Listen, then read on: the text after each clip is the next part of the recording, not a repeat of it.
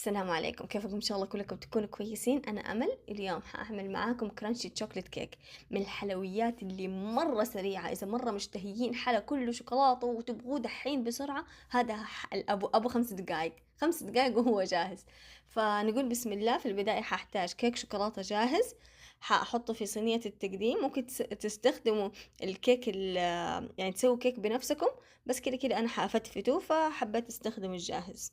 المهم بعد ما فتفته حأساوي السطح كله يكون بمستوى واحد، وبعدين حأشربه بتلت كوب حليب. الحليب ممكن تضيفوا عليه ملعقة نسكافيه، وممكن تستبدلوا بإسبريسو اللي يناسبكم. أنا استخدمت بس حليب بارد. وبعدين خلاص كده الطبقة الأولى خلصت. على الطبقة الثانية حأسيح لوح شوكولاتة بالحليب يكون سادة، وبعدين حأصبه على كورن فليكس، كوبين من الكورن فليكس، وحقلبهم مع بعض.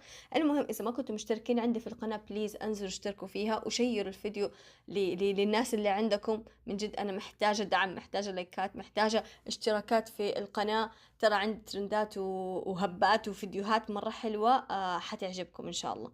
فالمهم بعد ما قلبتهم كده وكلهم صاروا لون واحد، حأكبهم على الكيك.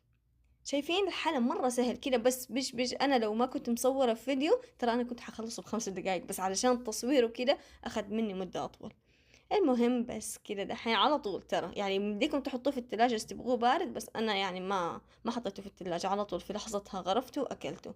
الحلى مرة لذيذ، مرة سهل. في له كل حاجة تبغوها، شوكولاتة على أشياء كرنشي كريسبي، فحيعجبكم إن شاء الله. وسهل سهل سريع، في لحظتها خلاص يخلص. وبس هذا هو الفيديو حقي لليوم، إن شاء الله يكون عجبكم، ولا تنسوا تلايكوا لي هو. وبس.